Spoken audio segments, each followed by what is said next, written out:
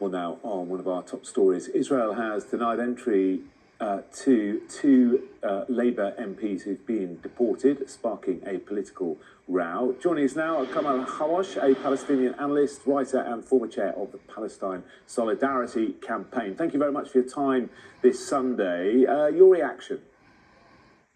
Well, it's an appalling act by Israel to deny two British parliamentarians access to the West Bank in particular, where it is committing horrendous crimes. They would be there to observe, to see what they can do. They would visit aid agencies operating there.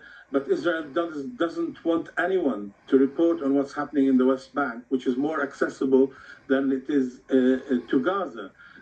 They have expelled more than 40,000 Palestinians from refugee camps in Tulkarem and in Jenin, and have destroyed the whole of the refugee camp because they don't want Palestinians to return to something called refugee camps. So these two parliamentarians should have been allowed to go, come back and talk to people about what they saw. But Israel has denied access to journalists in Gaza, and here it is, denying access to parliamentarians. I should mention to people here that there's a reciprocal arrangement between Israel and Britain, that Israelis come to the UK without a visa, and that British people go to Israel without a visa, as I tried to do a few years ago and was denied entry and turned back in the same way that these two MPs were. That is something that Israel does because it does wrong and doesn't want anyone to see and report on it. But every sovereign nation has the right to control its borders, doesn't it? It doesn't need to give reasons, although in this case it has. But if they don't want somebody to come in, they have the right to turn them away. Well, what I heard from this trip was that it was to the West Bank, the occupied, illegally occupied West Bank. It was not to Israel itself, so it has no sovereignty. It is an occupying military force, and therefore it has no right to deny people entry to the Palestinians. There's no other means. Palestinians and internationals cannot access Ramallah and East Jerusalem, again illegally occupied.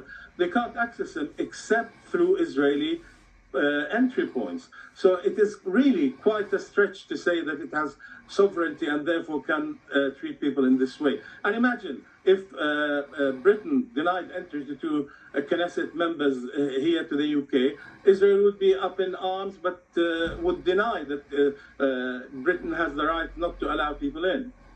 But Britain, of course, can deny people access if they feel there's a security issue. But what does security issue mean? Are they saying that these two parliamentarians, these two women, were going to commit some security act? No. What they don't want is for them to report back on the actions of the Israeli security forces in the West Bank, which have been horrendous, under the cover of Gaza, which is horrendous in itself. We all saw yesterday bodies of Palestinians thrown in the air because of Israeli bombs. We saw the medical teams that were executed by Israel, which it denied that it had done.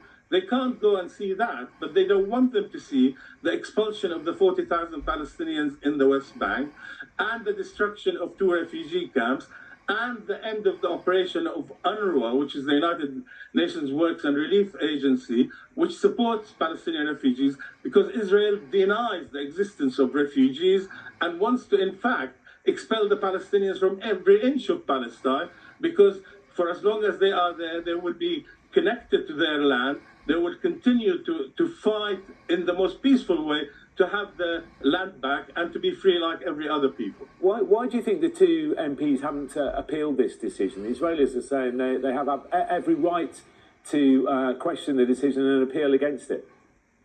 I think certainly because of the memory that I have of going through exactly what they went through. You don't know about these options. And when they contacted, I presume they contacted the British Embassy. It depends on what advice they were given by them. And to be honest, it's a fairly traumatic period when you feel you have no rights. You are in the hands of people who can decide what happens to you. They could be detained, they could be accused of things. They have no idea. So I haven't heard the reasons for it, but these are busy parliamentarians. As I remember, again, about maybe 15, 20 years ago, that another Labour MP, a woman, went with a delegation of women from Birmingham because we were trying to twin Birmingham and Ramallah. They were turned back, and she didn't question because people were not sure what was open to them. And as an MP, she hardly found time to go and visit. Definitely, yeah, yes, understood. We are out of time, but we are grateful for your input. Kamal Hawash, thank you. Thank you very much indeed.